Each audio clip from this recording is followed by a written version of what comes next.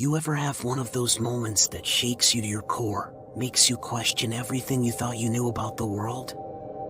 I did, and I'm about to lay it all out for you, step by step, so you can feel the fear clawing at my insides just like I did. It was a chilly October night when this ordeal began. I was driving home after a late shift at the diner, the empty highway stretching out before me like a ribbon of darkness. The world outside was shrouded in an eerie mist, making it hard to see more than a few feet ahead. As I rounded a bend in the road, I saw something out of the corner of my eye, a figure standing at the side of the road. My heart leaped into my throat, and I slammed on the brakes. The tires screeched, and the car came to a shuddering stop. I leaned forward, squinting through the mist, trying to make out what it was. And there, in the dim glow of my headlights, stood a man. At least, something that looked like a man, a tall, lanky figure with long, matted hair that hung over his face. My initial fear gave way to pity. Maybe he was stranded out here in the middle of nowhere, I thought. I reached over and unlocked the passenger door, gesturing for him to get in. He didn't move, just stood there, staring at me with eyes I couldn't quite see. "Hey, are you okay?" I called out, my voice shaking. "Do you need a ride?" That's when things took a turn from strange to downright terrifying. The man slowly lifted his head, and I caught a glimpse of his face. His eyes were hollow, empty sockets that seemed to devour the light from my headlights.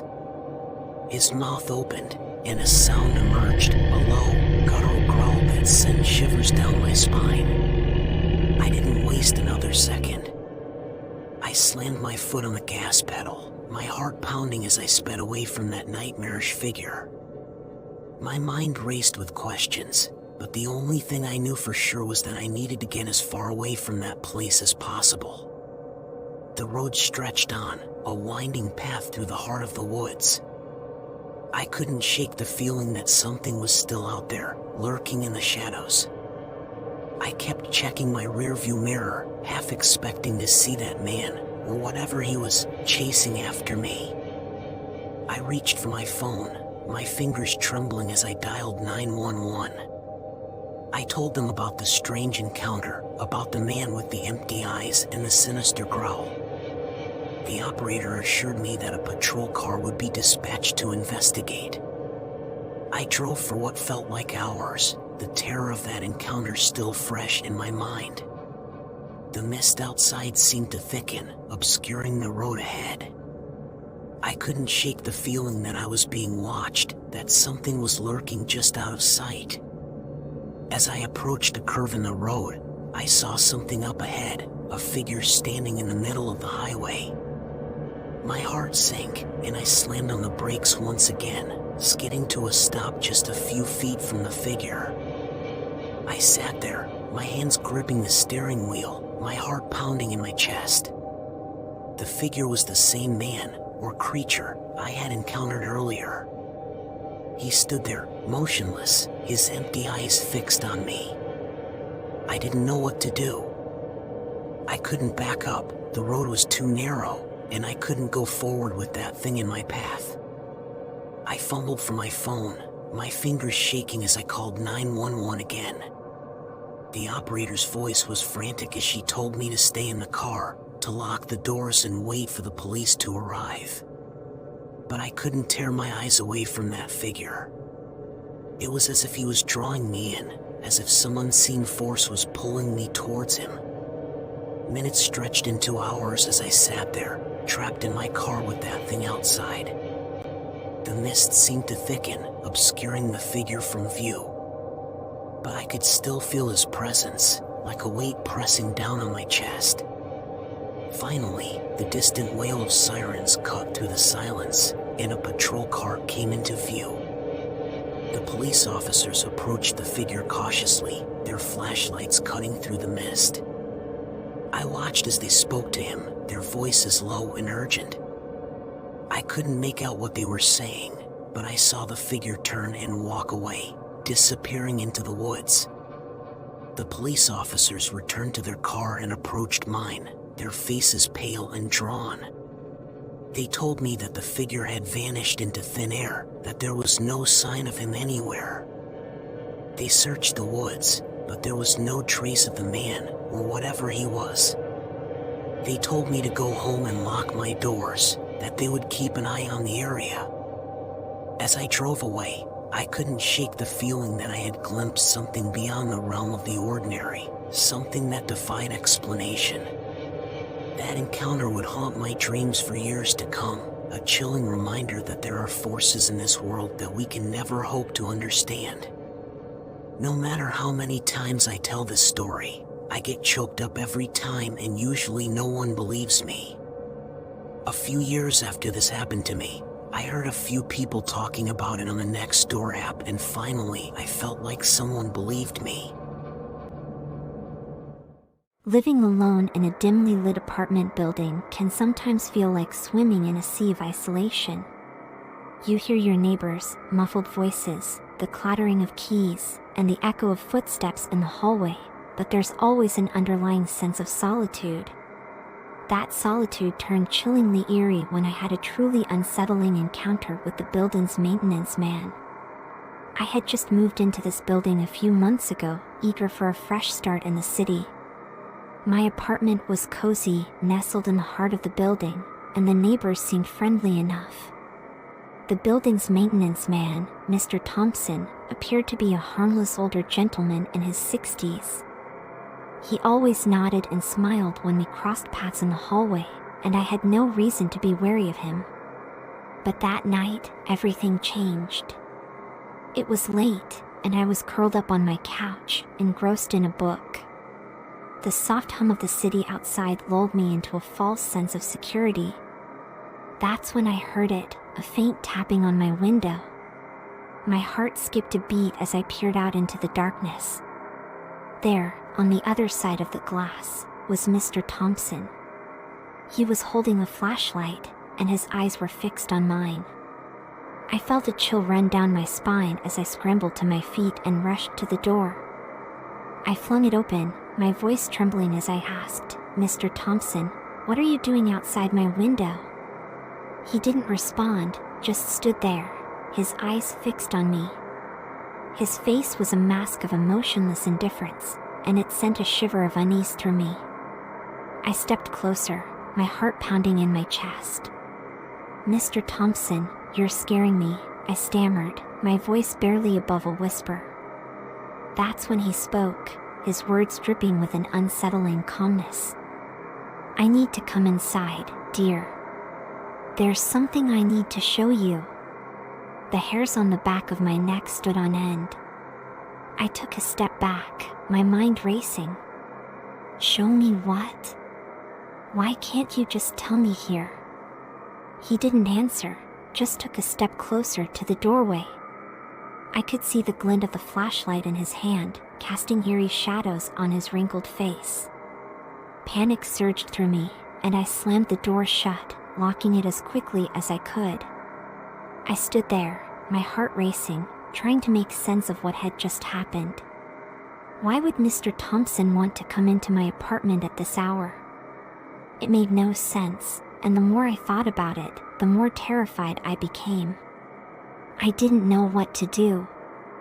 I reached for my phone and dialed 911, my fingers trembling as I explained the situation to the operator. She assured me that the police were on their way and told me to stay on the line. Minutes felt like hours as I waited, my eyes fixed on the door, expecting Mr. Thompson to burst through at any moment. Finally, the sound of sirens in the distance brought a surge of relief. The police arrived quickly, and I rushed to let them in. I explained everything that had happened, my voice shaky as I recounted the encounter with Mr. Thompson. They nodded, their expressions grim as they radioed for backup. The building was quickly swarmed with officers, and they began searching for Mr. Thompson. But he was nowhere to be found. It was as if he had vanished into thin air. As the police conducted their search, I couldn't shake the feeling of dread that had settled over me. What did Mr. Thompson want to show me? Why had he been outside my window in the dead of night? Hours turned into days as the investigation unfolded. The building's residents were questioned, and their stories painted a disturbing picture of Mr. Thompson. It seemed that I wasn't the only one who had experienced his unwelcome attention. As the details emerged, it became clear that Mr. Thompson had been spying on the residents for some time, invading their privacy in the most unsettling ways. It was a horrifying revelation, one that made my skin crawl.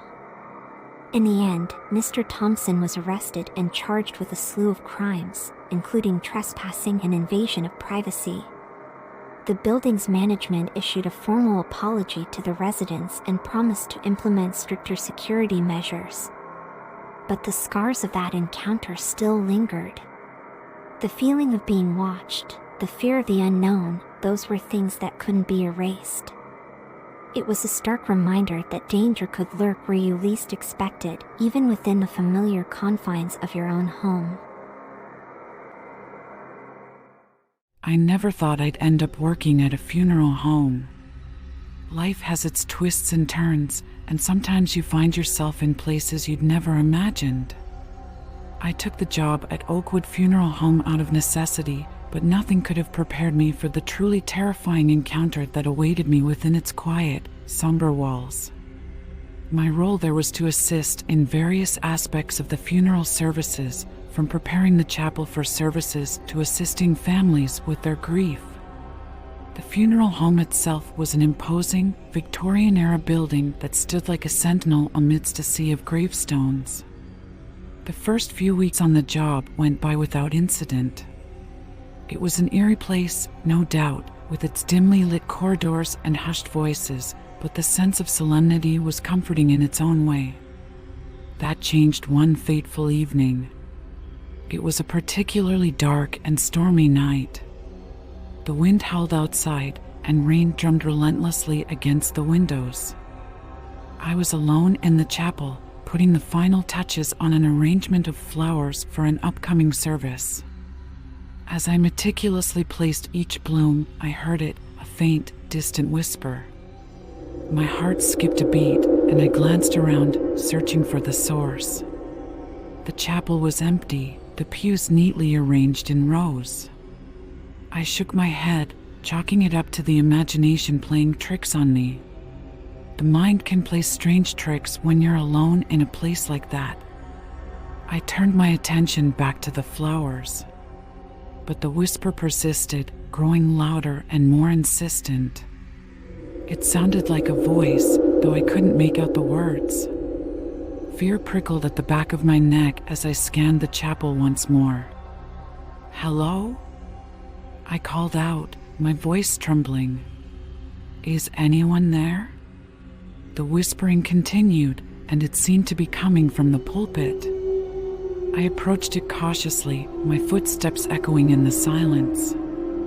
As I drew closer, I could make out the words, though they were spoken in a language I couldn't understand. My heart raced as I reached the pulpit and looked down. There, on the lectern, lay an ancient-looking book, its pages yellowed with age. It was open to a page covered in strange symbols and text that seemed to shimmer in the dim light. As I stared at the book, a sense of dread washed over me. I had no idea how it had ended up there, but it felt wrong, unnatural even. I reached out to close the book, but as my fingers brushed the pages, a cold wind swept through the chapel. The candles lining the chapel's walls flickered and sputtered, their flames casting dancing shadows that seemed to come to life. The whispering grew louder, more frantic, as if a dozen voices were speaking at once. I stumbled back from the pulpit, my heart pounding in my chest. The chapel seemed to blur and warp around me, as if I had stepped into some otherworldly realm. I had no idea what was happening, but I knew I had to get out of there. As I turned to leave, the door to the chapel slammed shut with a deafening bang, and the lights overhead flickered and died. I was plunged into darkness, the only sound the relentless whispering that surrounded me. Panic surged through me as I fumbled for my phone, my fingers trembling as I tried to turn on the flashlight. In its feeble glow, I could see shadows moving in the corners of the chapel, their forms shifting and twisting. I made my way to the door, my heart pounding in my chest. But when I reached for the handle, it wouldn't budge. I was trapped, alone in that dark, twisted chapel with whatever malevolent presence inhabited it. The whispering grew louder, more urgent, as if it was closing in on me. I felt a cold, clammy hand on my shoulder, and I turned to find myself face to face with a figure shrouded in darkness. I screamed, my voice echoing through the chapel. The figure's eyes glowed with an otherworldly light, and its lips moved, forming words I couldn't understand. It reached out for me, its fingers icy cold. Just when it seemed like all hope was lost, the lights flickered back to life, and the door to the chapel swung open. I stumbled out, gasping for breath, my heart still racing. The whispering faded into nothingness, and the chapel was once again silent. I never returned to Oakwood Funeral Home after that night. I couldn't explain what had happened, and I didn't want to. Some things are better left unspoken, buried in the shadows where they belong. That night, I learned that the line between the living and the dead is thinner than we can ever imagine, and that sometimes the past reaches out to claim the living in the most terrifying of ways. Thank you for listening. Stay spooked.